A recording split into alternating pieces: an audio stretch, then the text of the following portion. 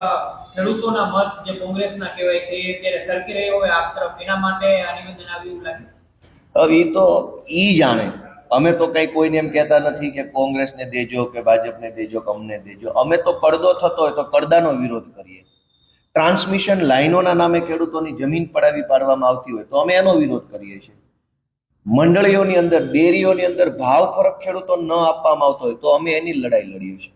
ટીપીના નામે જમીન પચાવી પાડવામાં આવતી હોય તો અમે એની લડાઈ લડીએ છીએ. અમે એમ નથી કહેતા કે આને મત દેજો અથવા આને ન દેતા. અમે તો ખેડૂતોનો જે મુદ્દો છે એની ઉપર લડવા વાળા માણસો છીએ. અમે લડીએ છીએ. અમારા માય બાપ ખેડૂતો જોઈ રહ્યા છે અને એ નિર્ણય કરશે. એમાં કોંગ્રેસ કે ભાજપે રઘવાયા થવાની કઈ જરૂર નથી. એમણે ક્યાં એટલી બધી ફ્રસ્ટ્રેશનમાં કે એટલી બધી ટેન્શનમાં આવવાની જરૂર. જેમ અમે ખેડૂતોના જમીનના મુદ્દે, પાણીના મુદ્દે, દવાના મુદ્દે, ખાતરના મુદ્દે, ટેકાના ભાવના મુદ્દે, વળતરના મુદ્દે લડાઈ લડીએ છીએ, એમ બધી પાર્ટીઓ લડવા લાગે. ખેડૂતો નક્કી કરશે.